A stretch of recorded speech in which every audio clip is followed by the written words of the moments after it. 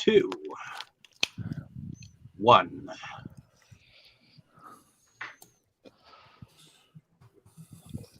Hello, Good ladies and gentlemen, and afternoon, welcome back gentlemen. to Delusions of Grandeur. I am one of your hosts, and today we are going to finish up with our Days of Future Past themed month. And I figured we'd go over to our host, Dane, to tell us all about our newest film experience. Well, maybe not newest to some of us, but maybe, just maybe, it might be a little new. But in any case, Dane, go ahead, take it away, and tell us what film we are going to be discussing. Good afternoon, gentlemen. We are watching 2001: A Space Odyssey, directed by Stanley Kubrick. As you can tell, I am emulating the voice of the HAL 9000 computer. I won't do that the whole time, but I mean, I had to do it a little bit. Yeah, so we are watching or talking about 2001: A Space Odyssey, voted by the American Film Institute as the greatest sci-fi film ever made, commonly regarded as Stanley Kubrick's best film that he ever made, which is saying a lot because he, for my estimation as a filmmaker and film lover, I would consider him the greatest filmmaker of all time. And this really is his crowning glory. Everything that we know Kubrick to be, I think, is in this film on grand display. And, it's kind of a miracle of filmmaking, I think. And it really elevated the craft to a whole new level. It elevated sci-fi to a whole new level. And the things that it achieved, many have tried to emulate or replicate, but it's like often imitated, never duplicated. And so it really is one of a kind. But yeah, I'll start very quickly. So I saw this film when I was like, however old I would have been, like 13, something like that. And I was trying to get through all the American Film Institute movies that they listed on their top 100 and that kind of stuff. And I saw the film. I did not like it. I didn't understand it. But I was very affected by it emotionally and in a sensory way. Like, I remembered feeling like every time the monolith appeared, I remembered feeling complete and total terror. And that was largely because of the Ligeti music that plays whenever it appears. But it stuck with me. And then years went by and I saw it again and thought about it more and kind of ruminated on some of the analyses of it. And that's when I realized just how much of a masterpiece it really is. Like, it was such that even like filmmakers of Kubrick's time, geniuses in their own right, they didn't like the film when it came out. Most critics hated it. But then it was, a few years went by and people studied it more and they realized, wow, this really is a new apex for filmmaking in so many ways. And I was one of them. And then the more I thought about it, I was just like, this thing really, it remains unparalleled in so many avenues. Now, it is definitely not conventional by any means, and that's part of the criticism that people had of it then and now. Like, I know a lot of people that really don't like the film, one of whom in particular was an ex friend of mine, who he and I would talk about it all the time and how much he hated it and everything. And so it still has a lot of hate thrown its way these days despite being so beloved. But I think as we talk tonight, we can kind of peel back some of the layers and really get to the heart of what I think is an apex of filmmaking that in so many avenues has yet to be topped, even with the advent of CGI and all this other technology that is technically superior to what they do here, but nonetheless, it's like this thing is held up remarkably well. So that's some of my impressions. What about Brandon? Let's start with you. I've seen this film many times over the years. I think the first time I saw it was when I was fairly young. I can't remember how old, but I always remember that. And of course, I remember the David Bowie song 2001 A Space Oddity. That was there. But in truth, it is one of the most spectacular visual pieces I have seen, and musical pieces. As far as story, I can say that my impressions were the Hal section, where basically that whole interaction with him and with the main captain and Hal, and that was all I remembered from my childhood. From my late teens my late teens, I remembered some of the ape section and Hal. And into my adulthood, I remembered the last section. But even today, I made it a point to make sure that I remember the rest. But I feel like there are reasons why there are gaps in my memory there. So it's a kind of love-hate relationship with this film. But I'll go into that more. It is very segmented, like you said. When we get to plot, I think we will have to break it up into there's 4 segments. There's the prehistory one, the dawn of man. There's the sequence on the moon. There's the voyage to Jupiter 18 months later, and then there's Jupiter and beyond the infinite. So we'll have to break it up a bit. And then let's see, Dave, what about you? I have a love-hate relationship with Kubrick as a filmmaker. I had seen bits and pieces of this film while I was a teenager, but I think this is like the first time that I've actually fully paid attention to the film, because every time I watched it, it bored the shit out of me. So it's not that I dislike the film. It is very colorful. I can definitely tell why people at the time, by the way, thought that it was the best science fiction film.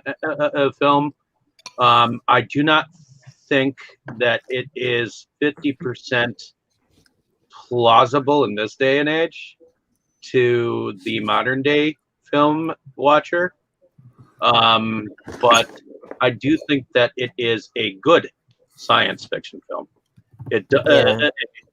I mean, it's very slow in its production. It was still boring to me, but seeing it now, I have more appreciation for the film, and I got to admit that the parts with HAL 9000 are kind of personal to me.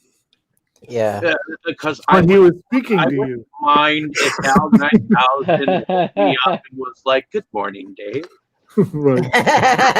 Yeah, he was speaking directly to you, wasn't he? Yes. Just what do you think you're doing, Dave? Exactly. You see, Dane, you missed a golden opportunity when Dave handed it off to you. You could have responded, as in, like the "What do you think you're doing, Dave?" or "Dave, stop, will you stop, Dave?" I am not in the mind that Dave, stop. I'm not in the mind Stop, Dave. Is a good director. He's not. He's a good director. He's not the greatest. I think that he is very artistic. I think he was on drugs when he made this movie, but no, I think it's actually very much the opposite. He was at least on either acid or shrooms. Apparently the people at the time found that was the way to watch it. Exactly. Well, we'll get to that as far as audience perception. Like, the psychedelic culture was very keen on embracing this film when the critics would not. And well, actually, funny little story about that before we move to someone else. But Spielberg, who his own film output was so different from Kubrick's, and yet he had nothing but love and respect and admiration for Kubrick, and vice versa. Kubrick did also for Spielberg. So they were contemporaries and good friends. But Spielberg also was in an interesting position because, like, they were contemporaries, except that Spielberg was up and coming while Stanley Kubrick was still kind of the established master, to the point where, like, Spielberg was like a high school student when Doctor Strangelove came out, and then a few years later, 2001 came out, and the word on the street was that it was a drug movie, that you take your LSD and then you have a transcendental experience or whatever, except that he went into the movie stone cold sober, and by the time it was over, he said, I was much higher than any of my friends that had gone in there with their substances. And, that he described it as his generation's Big Bang. And that he also just said, because he's made a lot of science fiction films himself, he actually said it was not even really science fiction. It was more like science eventuality, which I think is a very good way to put it. What about you there, Forrest? Forrest? This is probably what were your impressions of the film? This is probably my first time watching this movie since college, and I've been out of college for over a decade. So, but I remember, like, the first time I watched it. I will say with Kubrick, this is one that I haven't rewatched as much. I would say probably put The Shining and Full Metal Jacket as my most watched Kubrick movies, or the ones that I can watch over and over. This was my second time watching it, and I hadn't seen it in over a decade. But like both times, I was just wowed by the visuals and the use of music. Definitely just completely awestruck by it. Oh yeah. The story, I would say the Hal aspect of the story of the plot definitely stands out to me. It's very very suspenseful. And there's the questions of man versus machine. The rest of it, though, the rest of the plot, the rest of the story, though, it's I guess it's very cerebral. It's a lot more cerebral. I would say that, like I said, this is actually one of my least watched Kubrick movies. It's actually, I do think it's a great movie, but definitely something that I have to really be in the mood to sit through. Yeah, and that's a fair. I'll say this also. This is another Spielbergian insight, was that what he has said about Kubrick is that, the thing everybody has to say, which is absolutely true, is that no matter what you think about the movie itself or Kubrick, the craft is impeccable. He was like the best craftsman in film history, pretty much, and I think that's really true. But he did start out doing photography before he got into film. Which one? I was saying he was, because he started out doing still photography before he got into filmmaking. That's right. And so there's like a very every shot he does, it looks like he's trying to film. It's like a portrait.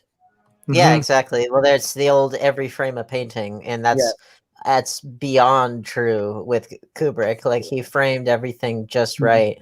And not only that, but I think part of the thing that people either love or hate about the film is another Spielbergian insight, which is that Kubrick was always looking for new ways to tell a story, and the ways that he found were often antithetical to the way that we are commonly used to receiving stories. And in fact, his goal with 2001 was to try to change the motion picture form itself, and Spielberg felt like it really had been. And Kubrick himself said, "Yeah, but only a little bit." You know, he wanted to do something. He wanted to change it much more radically, and Yeah. Completely different. in doing that, at least for my money, I think he made a film where it's not so much like in our classical, like, singular protagonist goes through an arc kind of structure. Right. It's more so that the human race itself is the protagonist throughout eons of time. So that makes it kind of special, but we'll get there when we get to the segments. Also, I will say Pauline Kael's assessment of this movie was way off base. Well, yeah, she called it Kael had it in for Kubrick in general, but she had it in for most people. She was really venomous as a critic. She called this one unimaginative, and I'm like, what? What fucking movie did you watch, Pauline Kael? Exactly. She was notoriously venomous as a critic, and I think a lot of her assertions have been, I don't want to say proven wrong, because I don't think you can be proven wrong for opinion. That's like the whole point of opinion. But it's like I think her hasn't been kind to her reviews. Yes, good way to put it. Now, Jake. Okay. So, actually, you have a good point about the painterly aspect of the film. The only other director I can think of where I feel like every shot is staged to within an inch of its life is probably Wes Anderson. And I feel like it's a different aesthetic altogether, but it's a similar, just a random Spielberg thing. You talk about him being a contemporary. There were only 2 years that gave us both a Kubrick and a Spielberg film. We had Barry Lyndon and Jaws in 75, and Full Metal Jacket and Empire of the Sun in 87. Then, interestingly enough, when he did AI, that Kubrick one, that came out in 2001. Kubrick was one of the only people involved in this one that didn't live to see 2001, which is kind of a weird irony. It is. And he also was developing AI for so many years, and eventually said to Steven Spielberg, he was like, you know what, this is closer to your sensibilities than mine, so we'll do it as a Stanley Kubrick production of a Steven Spielberg film. And they kept his Stanley Kubrick production credit, and they said that the film was dedicated to Stanley Kubrick, despite him having been dead for 2 years. Right. Well, yeah, given the production times. But anyway, we'll especially when we get to Clockwork Orange, I guess we'll talk about production times in a Kubrick film, because that was his fastest one, supposedly. But at any rate, with this one, I had seen this one. I couldn't swear to it when I first saw it. I feel like it was probably when I was in college. It might have been shortly after. I know that was around the time I was introduced to Kubrick. Like I had been shown Full Metal Jacket probably within my first couple months as a student. I think I wanted to go see Eyes Wide Shut. I know I wanted to, but I didn't get to it until after it came out of theaters. But still, so I was aware of Kubrick even when that came out. So I must have been shown Full Metal Jacket right out of the gate. That's the only thing I think of. And then later, the others came into line. I feel like 2001 was within a couple years. I probably saw it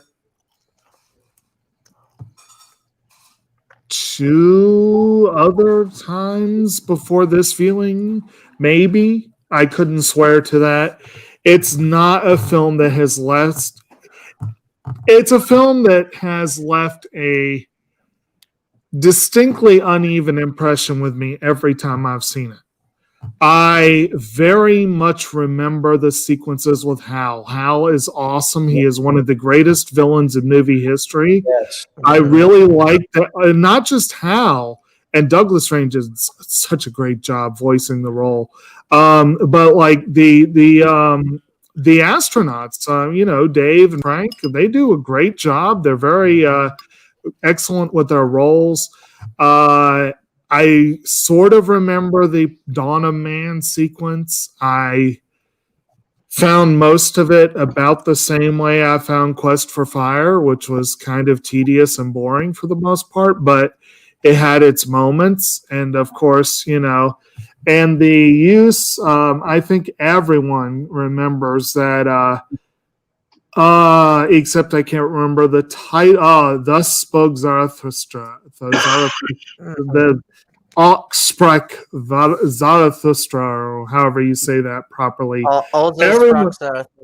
Yeah, everyone I think remembers that piece of music in this film. They kind of at least sort of can remember the theme, the moments it's in, the scene in the space station with the blue Danube waltz. Everyone kind of remembers that.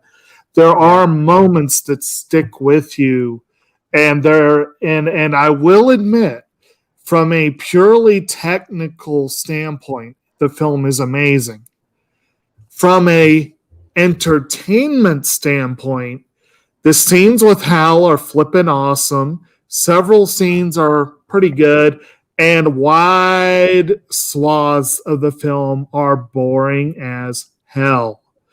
I do not care for the opening sequences or the closing sequences where there's literally no dialogue for over 20 minutes in the beginning and end of the film. And I saw it described as a weird take on the silent film in a way. And if you look at it that way, it's a neat way of looking at it, and I can appreciate that idea. But silent films... I'm a big fan of silent films. Right. I feel like silent films usually have more visual action. Yeah. Like the Beyond Jupiter sequence is really very much... It's very impressionistic. It's art. Like, it's straight up art. We have left the realm of entertainment altogether. Although I maybe have it singing a different tune if I watched it tripping. I don't know. But well, that's an important distinction, though, that you brought up, because I think people then and now go into it expecting like a popcorn movie or like a traditional narrative, and it's really not that. If anything, I like to describe it as, I like to think of it as like a going to an art gallery crossed with going to a symphony, crossed with going to a theoretical physics lecture, kind of all / philosophy lecture, all wrapped into one. Right. I mean, that I think that's great because it's again, it's one of a kind. No studio would ever make a film like this again, and it's special because I think most studios would not dream of giving a director the leeway Kubrick apparently was given. I mean, the things he did in these two films, this one and Clockwork, some of the things he did, I think most directors would have been fired on the spot by whoever the studio head was. Oh, most certainly. Actually, I want to point out. So I should mention this. So last year, I was at the Museum of the Moving Image here in New York, where they had a whole exhibit for 2001. Like they had original models, like spaceship models, costumes, props. Interestingly, the thing I learned was that MGM marketed this movie like another summer blockbuster. They were like they had like a comic book, like a like toy tie-ins. Which, in a sense, from what I've always been told, I'd always heard that or read or whatever, that the modern summer blockbuster, as we understand it, is usually considered to have been created with Jaws. But like this would be more of an old school version, but I can see what you're saying. I feel like this is like this is like a proto block. It was very much not a popcorn blockbuster movie. It was marketed like one before that was even trendy, before it became popular to do. Well, a couple of insights there. that yeah, there were a lot of spin-off like comic books and stuff. The comic book published by Marvel was actually drawn by Jack Kirby, I which was read pretty about that. remarkable. Actually, that makes total sense. Yeah, well, and, Yeah. and he was able to put a lot of his own kind of cosmological feelings into the piece. But like you said, the marketing aspect, they actually were able to change their advertising a bit because of the strong response from the youth and the drug culture. Right. And they did another poster that said 2001, the ultimate trip. And so, they did market it that way once they saw that was a niche that they could exploit. And as far as like throwing money at the director that did all these crazy things, it should be noted that Kubrick's film output, he made, like, when he first started, he made a lot of low budget films that made a lot of money relative to their small budgets and earned him early respect enough to get him selected by Kirk Douglas, whom he had directed in Paths of Glory. Got selected to direct Spartacus, which was the 1960 equivalent of like a big blockbuster. Oh yeah. The big studio epics, those were like their equivalent of like a Marvel superhero movie or something. And that made a lot of money, got a lot of acclaim. And then that plus like other success with like Lolita and Doctor Strangelove especially gave him the not just the financial freedom but the critical acclaim. Like his films were very successful on those levels because he hit the popular audience with like especially something like Doctor Strangelove, where the satire and the black comedy was such a massive hit with the kids, but also got a lot of critical acclaim, enough to make something like 2001, which was so initially polarizing. But again, it did not do bad business, particularly after they got the letters from and like call-ins at radio stations saying what a transcendental kind of spiritual experience the film was for a lot of people. And yeah, so it's not like he was just making art movies that no one wanted to see and he just happened to get studio backing. No, he worked hard for it over a period of time to afford to be able to do that. And then everything from A Clockwork Orange after that was all through Warner Brothers, and at that point they just wanted a relationship with Kubrick because they were like, he it was like we know he's going to do great work, we want him to do great work for us, however long it takes. And so that's what happened. Everything from A Clockwork Orange onward was all through Warner Brothers. But as far as the plot itself, we should do it segment by segment. First of all is The Dawn of Man with our and the intro of like 10 minutes of darkness, and then we get the yeah. Well, that's what I mean by the symphony kind of aspect of it. So it has an overture, it has an intermission, and it has end music, which is that's what films, especially like I'm thinking Gone with the Wind actually did that, and a lot of like really big epics that wanted to be taken seriously, they had that. They had an overture, they had intermission, they had exit music. So this definitely has that. But before we get to plot, Mo popped in. So you want to tell us your impressions on 2001: A Space Odyssey? And it looks like he's frozen in time there. Maybe he went into the Stargate and he's like freeze framing.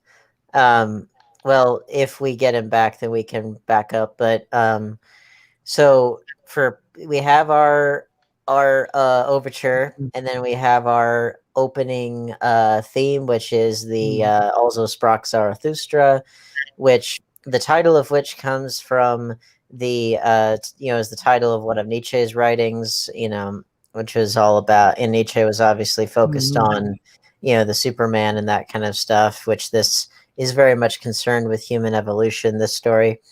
And that leads us, well, that opening shot, in many ways, I think that shot is kind of like a precursor to the Star Destroyer shot in Star Wars, as far as like you start off with something so dramatic and eye-popping, and like a lot of like deep, kind of the illusion of three dimensions, like that kind of perspective. You start off with something so dramatic that it's like you hook the audience instantly, and you let them know what they're in for. And in this respect, it's more so, it's not so much about a fairy tale in space, it's more so about the sublimity of the universe itself. And that's really kind of if I had to sum the movie up, that's really what it's about. It's the sublimity of the universe, which then brings us way back in time, back to early early hominids. And that was those. What's funny is those scenes. Again, this is the craftsmanship at work. Those scenes were actually shot in Shepperton Studios, where most of Kubrick's films would be shot. It was shot in the studio, but it was used with this projection, the special kind of projection process that the foreground was lit in such a way, just right with the background, that you would swear that they were really there in Namibia, was where they took those background plates. And that was prior to, actually, they had some degrees of early composite work, but this was lit in such a way that you really couldn't even tell. Like the lighting of the background shot with the foreground is just so perfect that they're pretty much seamless. But those were shot in Namibia, and so we have our early group of hominids, and they are trying to drink from a watering hole, and then in classical Kubrick fashion, he shows one group of kind of primitive beings taking something from another group of primitive beings, which a theme that we will see echoed in A Clockwork Orange, in which we already kind of saw in Doctor Strangelove, just on a grander scale. But it's that he boils it all down to just the basics of watering hole resource. One group wants it, the other group takes it, and the other group of hominids, they're thirsty, they're starving, and then all of a sudden, bam, there is the monolith, and it has the amazing Requiem for Soprano by Giorgio Ligeti, who was a kind of avant-garde contemporary classical composer that he actually thankfully got, because he was alive at the time the film was made, and he actually got to see the results of his music being put in the film, and he just couldn't believe how amazing it all was. And wasn't he the one who sued Kubrick? No. I read that one of the composers sued him for using his music without asking. I don't know about not for this film. Now, what did happen was that Alex North was commissioned to write a traditional film score, and his film score has been released separately. But eventually Kubrick said he didn't want to use it. He wanted to use classical music, and that did kind of inform much of his filmmaking craft going forward. Partially it's because, well, the music's already done and he can synchronize the editing to it, which he does spectacularly well in this film, and even more so in A Clockwork Orange. But also, I think it kind of thematically fits the idea of the movie being about, like, in many ways, it's like the highest of human achievements. And I think most of us would consider classical music to be the highest musical achievement that human beings have ever achieved. So it kind of fits there.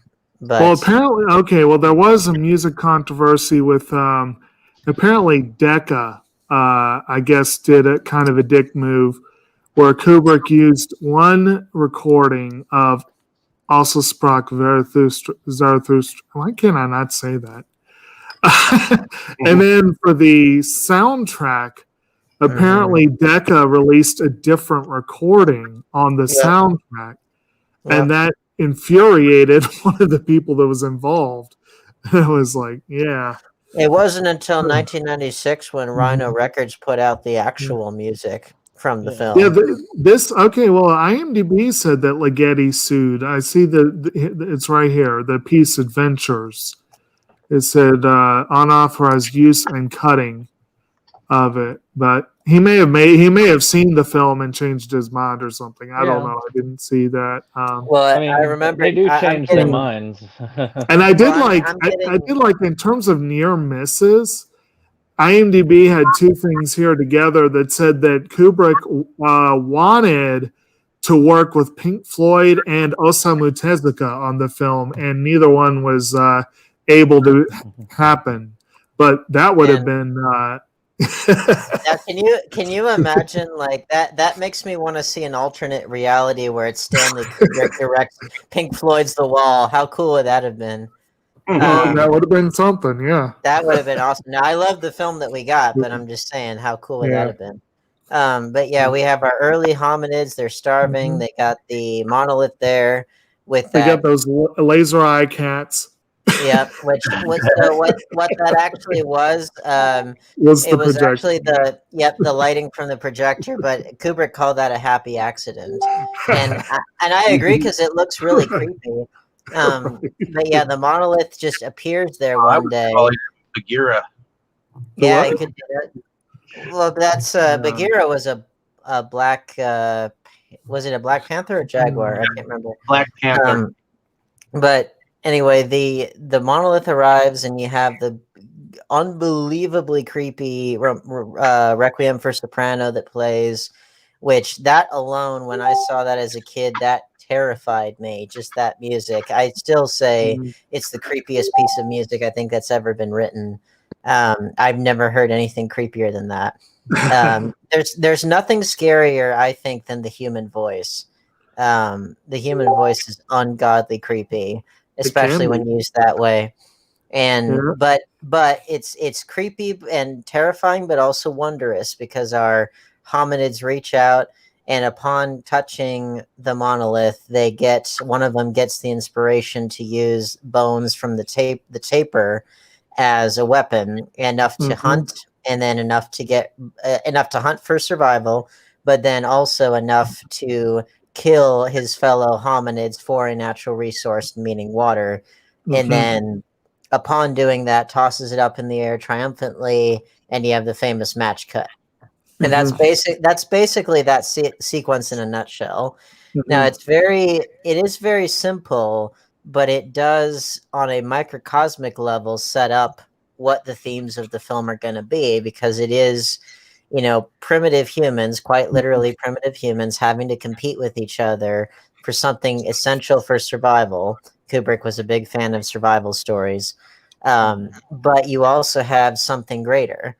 You have the unexplainable. You have the extraterrestrial that appears, and that creates that spark that spurns forward the next stage in human evolution.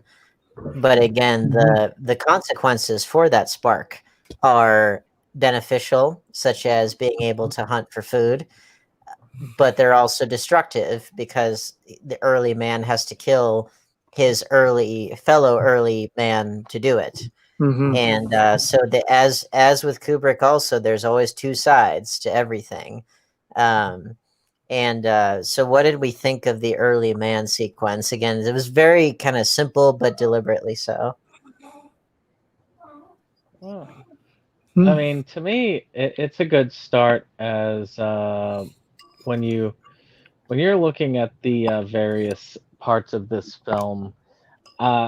I've read the short story just to make sure that I got some more backing, which really does simplify the whole thing if you look at it. Basically, it's about aliens that spy on us, and eventually we figure out that they are looking in on us, and then we find the source. Which is essentially the basics. You're speaking of the Sentinel, the short story. Yeah, the Sentinel. Well, and that's not to be confused with the 2001: Space Odyssey novel, which came out concurrently with this film, and actually has some notable departures, or at least clarifications from this film, because it's a written medium you know, and because Arthur C. Clarke was a sci-fi writer, he you know, explained things a little bit more clearly, but other people have said that it isn't necessarily meant to be the skeleton key for unlocking the film. It's meant to be kind of its own thing. But yeah, like you said, it's the idea that humans eventually reach the point where they're able to reach a higher form of intelligence through our advancement that they partially help to inspire. And you know, looking at this film, it is I always go back to History of the World Part 1. Yeah. And it is which of course mimics this. And that one sits with me. I think that's why I remember this so well, is because I keep associating it. And it is very deep in how they do it. A lot of the visuals there. There are some conspiracy theorists that say that he utilized a lot of the techniques, and of course the film being itself a cover for his filming of and faking of the moon landing. But which I can debunk that in 2 seconds. You know why? Well, actually, so 2 reasons. One, if Kubrick faked the moon landing, the video quality would have looked a lot better. And 2, if Kubrick faked the moon landing, you never, ever, ever in a million years would have had one small step for man, one giant leap for mankind, because Kubrick was such a perfectionist that he would never have allowed that. Even though, as we later now know, Neil Armstrong did in fact say one small step for a man, but there was some interference that prevented that part of the thing from coming through. He was flustered from all those Kubrick takes he had to do. Yeah, exactly. But it was a beautiful scene, amazing music that accompanied it, and again, it does have that show that man at their base is evil, and whether it was guided through the evolution. I'd say more primitive than evil.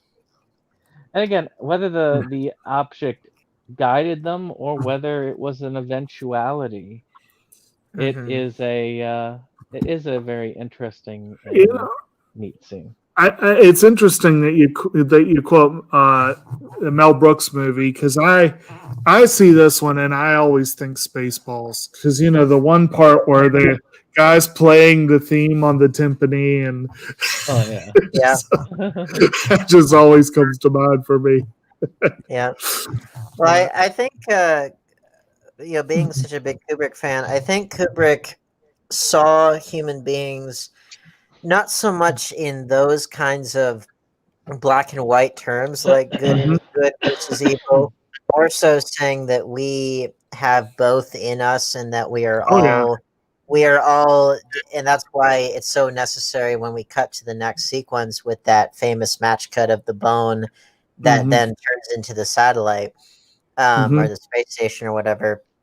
I think the point he's making there, besides a cool match cut and a cool jump forward in time, the point that Kubrick's making there is that one that has been reinforced like in every film he's ever done, which is that human beings, no matter how advanced we may think we are still primitive beings that because of the pace of evolution being so slow, we are still largely kind of savage beings that just happen to have stronger weapons and the ability to vocalize like we're doing now, but our instincts are still very primitive, and we still like a little of the old ultraviolence. Exactly. Well, and that's actually why. So some people have interpreted 2001 in a very optimistic light, and some people have interpreted it in a very pessimistic light. And I don't necessarily think either interpretation is wholly accurate because of the fact that everything has two sides that are inherently interconnected. That's why that opening sequence is so important, because if we think of the film as being the human race being the protagonist, embodied by a couple different subsections or 4 segments, if we think of it as that, as the human race itself being the protagonist, then that sets up the critical duality there. It's the higher order instincts and the lower order instincts, both of which proceed along this very clear upward trajectory together. And that's why, like, when we make that match cut to the satellite, and some people have theorized that it's never explicitly stated, but some people have said that one of those satellites was actually like a offensive weapon Right. satellite, which it's neither confirmed nor disconfirmed in the film. But for sure, what we do know is that we have a Pan Am ship, a space shuttle, that docks into a rotating space station, rotating to create the illusion of gravity, which I'm so glad that they do it that way and not through like a artificial gravity machine or anything. They do it through like centrifugal force, or centripetal force, technically. And it here's a little touch that I think a lot of people don't necessarily notice first time around, is that if you notice, product placement is all over the place in the space station, not so much in the Jupiter ship, but in like the space station, the one that rotates around the Earth. There's like IBM, there's General Electric, there's Hilton, there's all these different things that Pan Am, all of which I think that goes to show the fact that Kubrick was not thinking along the lines of like a Star Trek where, humanity has progressed beyond money, beyond, all that stuff. And he was like, if anything, he kind of predicted what Fight Club would later say, which was that, there's the line when human beings perfect deep space exploration, is the corporations that'll name everything. And he kind of predicted that. But not only do you see corporations that still exist, but you also see that many of the kind of inter-country competitions and suspicions, those still exist, which they most certainly did in the real 2001 timeline. But not of the same variety, because this is very much the future by way of the 60s. Like, it looks very 60s. The people kind of look and talk very 60s. But point being that the same kinds of distrusts are still there.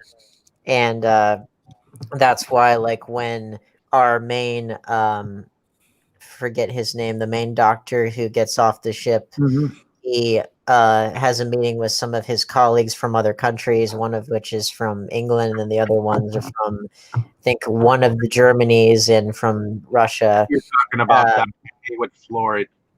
Yeah. They have that great exchange about what's this news about a pandemic, and he can't confirm or deny it. And so again, you see the politeness, but then you see that distrust underneath. And that's very Kubrickian, even more so expressed in like A Clockwork Orange, where you have people that they put on their polite exterior face, but then they have the primitiveness underneath it. And of course, we have the debriefing where they reveal that the pandemic thing is just a cover story for something a lot more alarming. And then, of course, on the moon, the uncovered monolith that was buried there millions of years ago sends off a very powerful radio emission to Jupiter. And that's where the next segment begins. But before we get there, what do we think about that segment? Well, in that particular segment, we have a lot of colors that are representative, at least of the 70s. I mean, we got those red chairs that are near the Howard Johnson, label that's behind them while they're talking before that board meeting. And you get a sense that of some of the hairstyles that some of these people wore too. they were definitely representative of the late 1960s, early 70s hairstyles. And the way that board meetings went, this felt like a presidential board meeting in a sense. And to think about it, NASA is kind of like pentagonal governmental type thing. So they're set up in this narrow ass room, and the way that Kubrick films these things, it's kind of like a bird's eye view of a room. So you see this narrow room with this rectagonal boardroom, and and the fact that what was it that professor dude, before he went into the boardroom, he was speaking to his daughter, wasn't it? That daughter kind of looked like one of the Grady twins. I don't know why. Well, it was actually Kubrick's daughter. Yep. Now I have to admit, this whole segment of the 4 segments, this is the one that for me barely leaves an impression. I just don't remember it. I remember bits and pieces, but that's it. Well, I'll disagree with that in the sense that so from that match cut, we have something. We went from something that nobody in the audience was expecting to see at all. Primitive humans in this futuristic movie. You cut from that, then you cut to what is ostensibly the 60s, but is through a futuristic lens. And you are showing the audience something that they, quite frankly, had never seen before in that way, with just the lighting of the models going around the Earth. Those still hold up so unbelievably well. Oh, they do. Plus the fact that if I had seen this in the 60s, I'd probably have been like, yeah, you would have shit yourself with how beautiful. I mean, I still metaphorically shit myself whenever I see how amazing it looks today. But in other words, you go from something that's totally unfamiliar to something that is much more familiar, just through a more futuristic lens. And that's different from, say, once we get to the Jupiter mission. That's more kind of what I think the audience would have been expecting to see, but also it's not really rooted in that whole segment that we're all familiar with.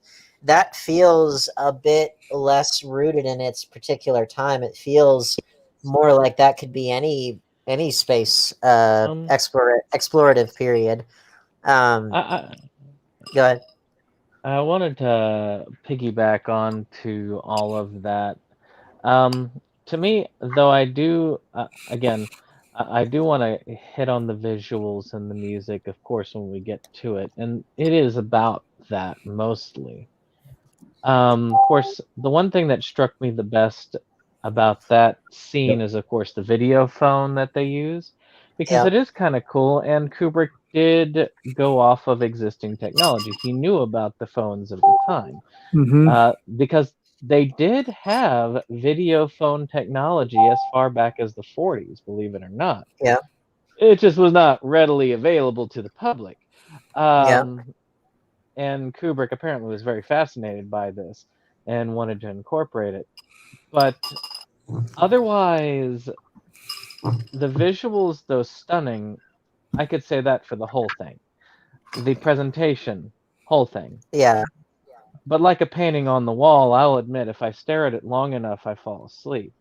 So, and that's probably more of the point, is that as far as plot-wise, the plot driving factors, that is something that I had to watch multiple times to figure out what was going on and not have it. That's one of those parts that, yes, frequently erases itself from my mind when I watch this.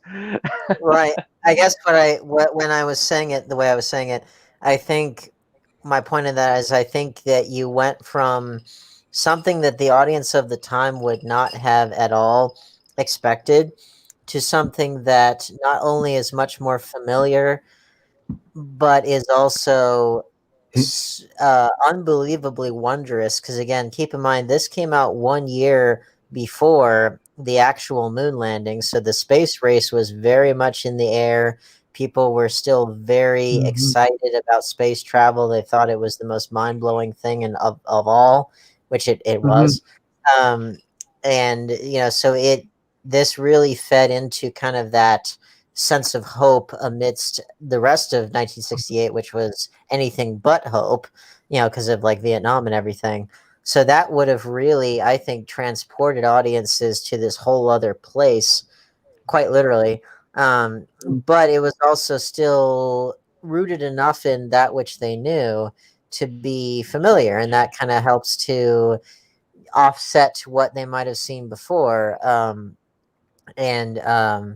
So I think that's a really smart move, but it's meant to be somewhat of intentional whiplash, in the sense that you always want to throw the audience off. You never want to make them feel like they can get ahead of the story. And so you first do that by having this futuristic movie go way back in time, when human beings had no concept of time. Then you bring it forward to something that's more familiar, and then with the third segment that kind of bridges the gap there, because it is kind of bifurcated by the intermission.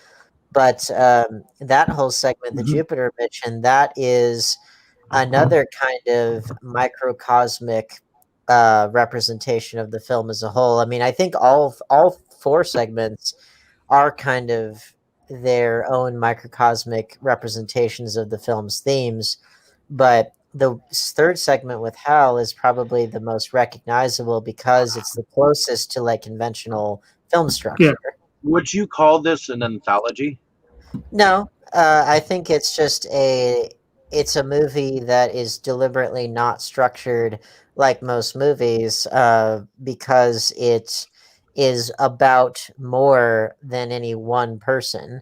It's about every human, and so in a way, you and you and you and everybody else, we're all kind of the collective protagonists in this great story of human progress. But by breaking it up into those segments, you have smaller, more digestible chunks of this otherwise, well, quite literally cosmic story. And that's particularly why with the Hal segment on the Jupiter mission, that one more closely replicates conventional film structure, but it also has, it's the human struggle, but it's a different variety, because by the time that we get here to these humans are not like your everyday humans that we might see on the space Pan Am shuttle, or on the space station, the Hilton or whatever. Those are a little bit more day-to-day humans. These are astronauts that are trained to go on this perilous journey, and they're trained in a very specific way because they have to do their work on their 500,000,000-mile voyage to Jupiter. Plus, they're doing it with the assistance of this unbelievably advanced supercomputer. And if it were to go wrong, which is almost unthinkable to them on Earth and on the ship, then they have to, in some ways, they kind of have to bring some of those primitive instincts back, as the humans themselves have gotten to be more. So the people have said that, I think it was actually Roger Ebert, who said that Hal, out of the three characters on the ship, Hal is the most human because he's fighting for his own survival, and that the humans speak in a very mechanical way. But I would say that I think they all have human and primitive, like intelligent and primitive instincts to them. Hal did have one really good line that I think is kind of it's very mechanical and what's the word I'm looking for? Almost utilitarian in the way he says it. Yeah. But in the other sense, it also does. It's really fascinating where he says that I am putting myself to the fullest possible use, which is all I think that any conscious entity can ever hope to do. That's right. And that's And kind of, and I he try keeps, I try he to is live by proud. He is proud of the fact, we never fail, that sort of thing. Like, Yeah. where, he when they try to point out that obviously one of the computers has failed, he's like, it can only be attributable to human error. Yeah. He's It's, very prideful, and that's Mhm. an interesting thing because Mhm. so you have these two, Dr. David Bowman and Dr. Frank Mhm. Poole, Gary Mhm. Lockwood and Keir Dullea, both of whom I have Mhm. met in real life. They were at a Dragon Mhm. Con. I talked to them a little bit about the film and about Mhm. I was in awe of being in their presence because I was like, anybody that has worked with Kubrick is, an idol as far as I'm concerned. Um, but they you have these two humans who are trying to keep the ship running with Hal, who's the sixth member of the crew, the other three members being in hibernation. Mhm. And in some ways, I think you could almost read it almost like if human beings are God that created this machine, this creation, almost like an angel, then Hal is almost like Lucifer in the sense that Lucifer's big sin, his big failing was pride, and it was his pride that caused this great destruction, and Mhm. so in the same way you have and Hal 9000 is the most beautiful out of all the computers because he's so seemingly flawless, but of course his pride gets in the way. Um, but it's such that I think that these humans that we encounter, in contrast to the two different varieties of humans that we saw before, these humans have become so dependent on their creations that they can't imagine how they could possibly not be working, and Mhm. it's not like they don't know what to do if they were to have to take Hal's higher brain functions away, because they do know what to do, but it's like they're like, no 9000 computers ever fouled up before.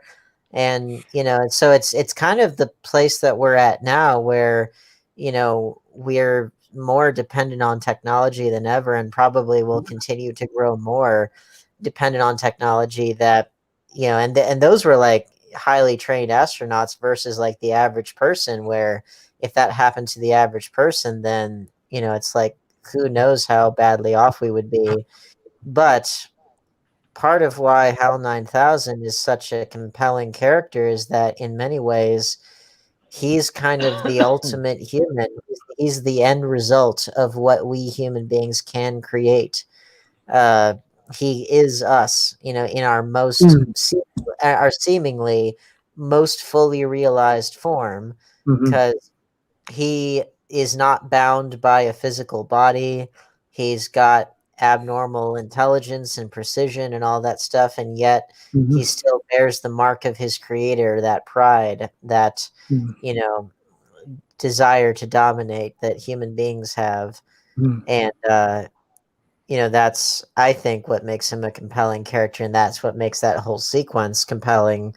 because he does, much like the apes that discovered the Bone Club, and they thus were able to dominate their fellow primitive man.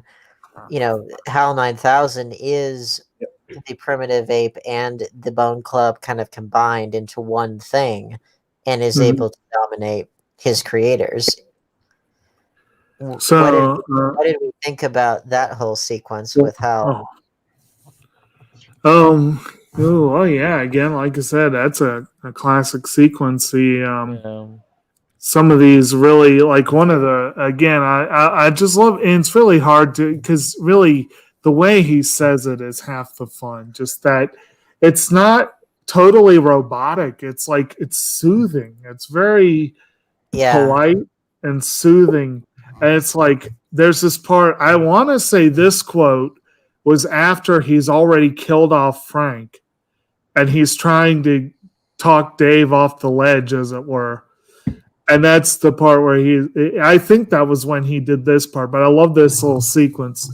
I know I've made some very poor decisions recently, but I can give you my complete assurance that my work will be back to normal. I've still got the greatest enthusiasm and confidence in the mission, and I want to help you. That's right. Which that reminds me of someone begging for their job still a little bit. Right. Yeah. He goes through a couple different iterations of that, which you could easily read as like someone begging for their job, as well as like almost begging to not be broken up with, like in the sense of like, I know I've made some very poor decisions recently. I really think you ought to sit down calmly, take a stress pill, and think things over. Which I thought that was kind of funny, but it also, again, he's trying to think of like what will work on this guy, because he's doing his psychological profile by asking what. I like the way that he asks Dave about what he feels about the mission, because he tries to play it off like he himself is worried, which is kind of odd because he's a machine. Why would he worry about anything? But it's more so that he's playing up Dave and Frank, their own insecurities, to try to get them worried. So the seeds of paranoia. And David Bowman calls him right on it and says that he's putting together the psychological profile for the crew. So he's much like their chess match. Well, much like Frank. Was it Frank or was it Dave having the chess match? One of the two. It was Frank. Yeah, well, much like their chess match, you get the sense that they're having a little mental chess match themselves. Which again, side note, besides photography / cinematography, Kubrick's other big love was chess. You know, you saw life as chess, so he got to work that into the movie. And apparently, he made that a thing with most of his leading actors too. He would, play that with them. Well, keep in mind that's how he would. Are you able to come on, Mo, or are you just what you got going on there? I think I'm stuck in some type of purgatory here, bro. Like you guys, I can hear you, but it sounds choppy, and I'm sure I sound like crap. So I don't know. No, you're doing fine right now. He's in the Stargate. Apparently. Well, we didn't try and grab your first impressions. Yeah, we didn't cover those because we couldn't. So. I don't know. I enjoyed this movie well enough when I saw it the first time. I think it took a few times to grow on me a little bit more. I think my first impression of it is largely centered around my first impression of other people's first impression of it, because it gets a mixed bag of reactions for sure. I think it's just one that you gotta appreciate in the right way at the right time, and it either was going to work for you or it doesn't. It definitely works for me on the right day, and then on the wrong day, I'm just going to fall asleep. That's what's going to happen. So, Well, but I do enjoy it for its historical aspect and just how well made it is. Well, and it's one of those things where, and this is kind of how I try to view art of this type, is that you ask yourself, like, what is the movie trying to be, and does it succeed at being that thing? And for me, it's not, does it fit into this pre-established formula of what a movie must or must not be? It succeeds as being a work of art in that aspect. Yeah. But as far as Brandon said it earlier, as far as entertainment value, it is a sleeper. But it definitely has some value in the way that every scene looks, the attention to detail, the color designs of each mechanism that he used for each of the vehicles that he had, the way that the gravity, the no gravity rule, how he enacted that with his astronauts that he used. I mean, I thought that the whole Blue Danube, transaction that was kind of like the whole showing. Okay, this is what zero gravity looks like. It looks like in a spaceship. Yeah, which actually, and funny you say that, because actually one of the most famous sets was in this sequence, this third sequence, which is the rotating room, which they had a few varieties of it, but this particular room, there's the famous scene where, so frame left, it was I think it was Frank. Yeah, Frank was seated in his seat, and he was actually strapped in, such that frame right, Dave can go in that circular pattern to seemingly meet him on the other side. But what it was is he was strapped in, and they actually kept they rotated the room down to Dave to where he came in right side up, but the camera was in the way that the camera was moving relative to the way the room was moving made it look like the camera stayed in place, even though the real orientation of it was such that the room was coming down to that actor Kirdulia so that Gary Lockwood could come, right side up, which is really, really cool. I love the way that they shot it because it looks so you could really believe it. And again, I was so glad that they did not do like an artificial gravity machine. They really tried to make it seem like this could really happen, up to and including the point where actually Interstellar, Christopher Nolan took after this film quite a lot, particularly for that film. But in that film, they had the rotating spaceship to try to emulate what artificial gravity would be like. And that robot there actually looked like the monolith, except it could move. But yeah, so for this sequence, we have the main thrust of the thing is that Hal predicts that a particular unit in one of the parts of the ship will fail within whatever he said, 72 hours or something. And so they replace it, but then the mission control says that your HAL 999 computer is in error predicting the fault. And, he's like, well, this sort of thing is cropped up before, and it has always been due to human error. And because he's like, it couldn't possibly be my fault. And, but that's why they were like, well, if it doesn't fail, then that would, wrap it up as far as Hal is concerned. And, the sequence that before we get to intermission, it ends with the line that's so crucial to the resolution of that sequence, which is, I'm not so sure what he'd think about it, because nobody wants to be disconnected or put out of commission, even if they're a human or a machine. Nobody wants that. And so that was such a brilliant place to go to intermission, because it leaves you in a lot of suspense because of this really compelling character being effectively put out of commission, and you don't really realize just how the lengths to which he will go to preserve himself, because again, he is like the primitive human and the Bone Club combined into one thing, such that he's able to use the ship itself as the means of executing Frank and the other astronauts that are already in hypersleep, in hibernation. And it's like he is Hal is sort of like almost like a slasher villain, but without a physical body or a knife. It's more like he's almost like he's the supernatural force in the woods that Evil Dead is all about, because like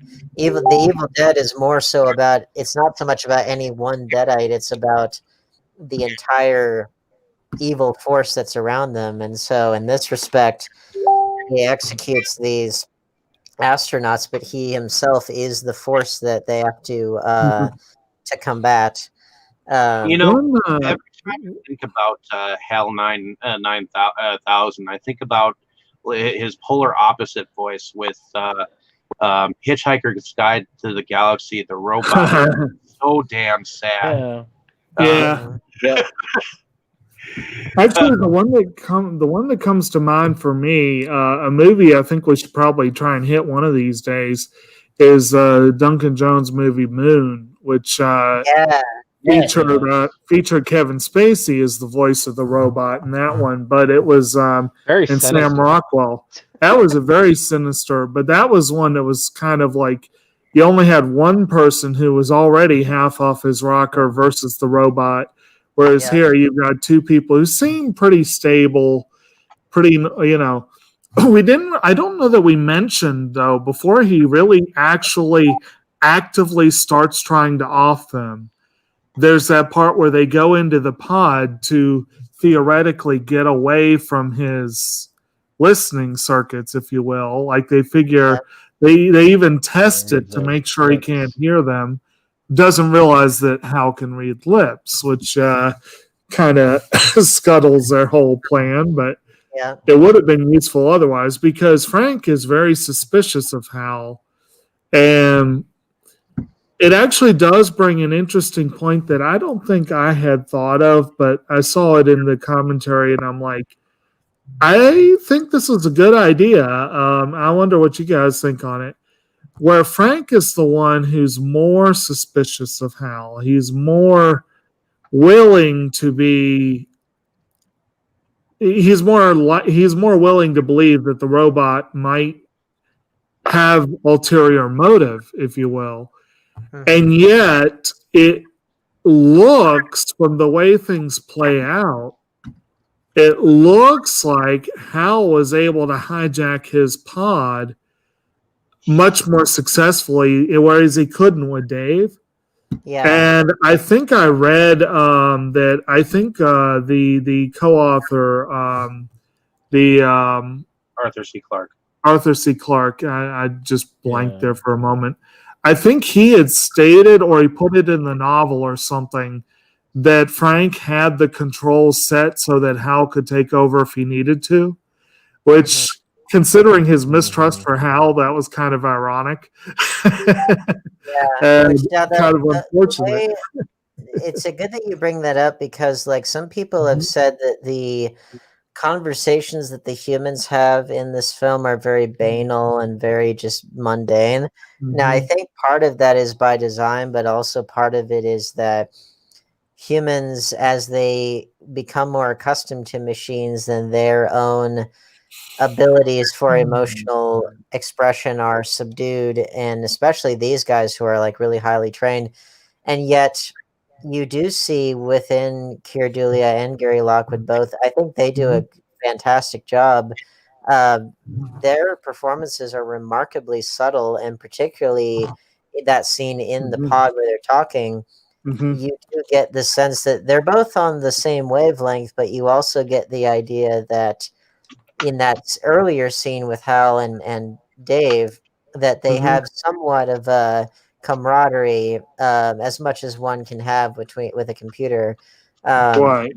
They have somewhat of a camaraderie to the point where when Dave is having to disconnect Hal's higher brain functions one by one, you can hear it in his breathing, that, he's like, yes, I'd like to hear it, Hal. Sing it for me. You can tell that he's feeling somewhat of a sense of tragedy with the fact that this, amazing piece of technology, this amazing being, is having to essentially be lobotomized for the sake of everything. Right. And it's not a pleasant experience. But you can kind of see it on his face and in his voice. And it's not like, oh, hell, it's not nothing like that. it's very subtle and it's very Kubrickian in its precision, but it's still very much there, and I think that's a very important thing to put out there. And so, I mean, I think in a lot of ways, it's like how, as far as what we human beings can create on our own, he's kind of like this terrifying apex of humanity because he is so intelligent and so high order, and yet he does have a survivalist mentality just like anyone else does.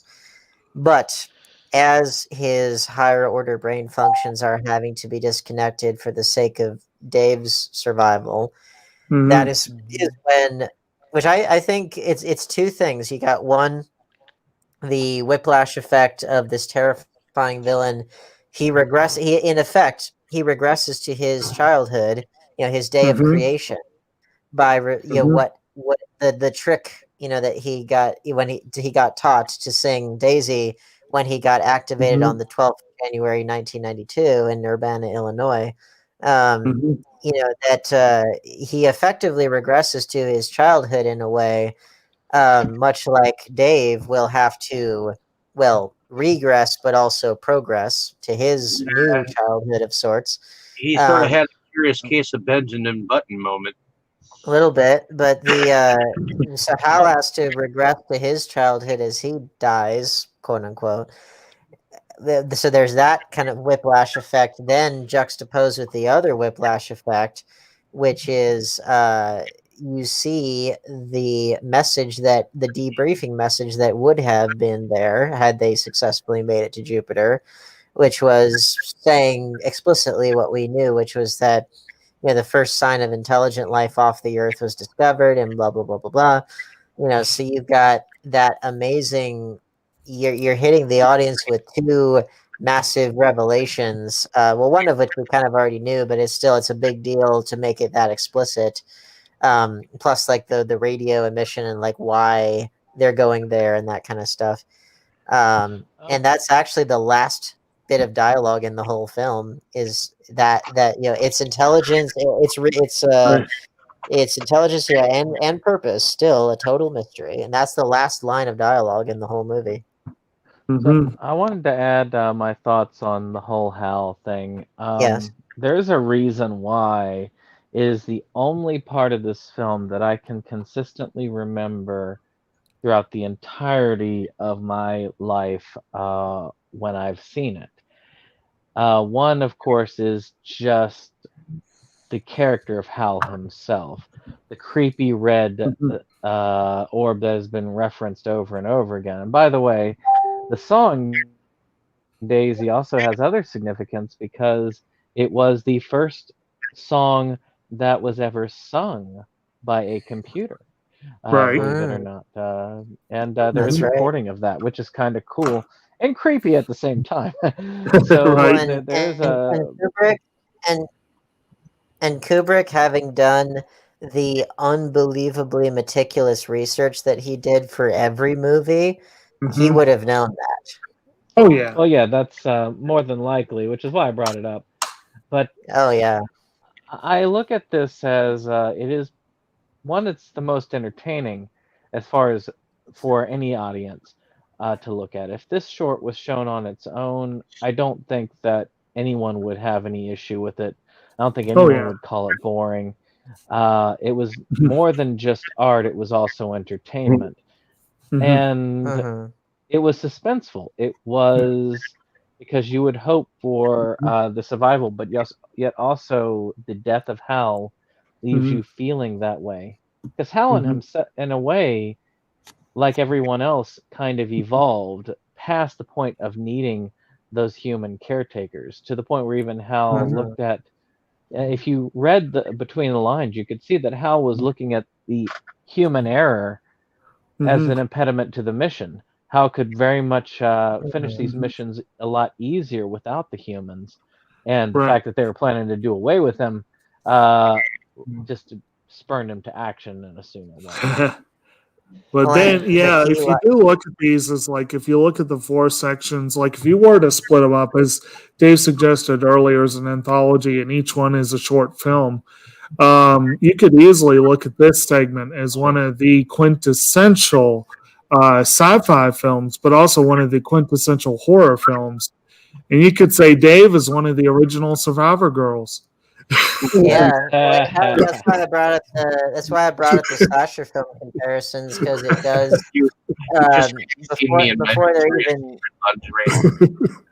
before there even was such a thing as a slasher film. Right. It has those comparisons, but I mean, I really think that trying to we split them into segments just for it's more so like 4 bites of a large meal, but to split them up, I think would be to miss the point. Now, some people have said the same exact thing about Full Metal Jacket, that it feels like 2 movies in one, and the first half is so distinct and the second half is distinct. Which again, I would sort of levy the same argument, which is to split them up, I think would be to miss the point that one segment leads directly into on a thematic level, it leads directly into the other. And that's partially one of the things I love so much about Kubrick, besides the craft, besides the fact that each film, it really penetrates to you, to your core, as far as what you think about humanity and what you think about human greatness versus human savagery, and how they often go together, all that stuff. Beyond all of that, his films, more than plot, more than characters, they are absolutely theme driven. They're driven by their themes totally, and they will take an idea and will explore it fully. And I think that's so great. I love films that do that, and his films do that better than any that I've ever seen, which that does lead us to the 4th segment that is the head scratcher for a lot of people. But for me, I think that's where everything that had already been set up thematically in the previous segments really comes into fruition. Because you have the ship arrives to Jupiter, where another monolith is orbiting, and upon getting close to the monolith, that's where the Stargate sequence takes place. And you have that unbelievable split scan technology, which was done through a lot of different colored and textured images done. They were photographed in slow motion and then projected back at normal film speed to give that illusion of intense motion. And it tries to create the sensation of going through a wormhole at unbelievable, unfathomable speeds.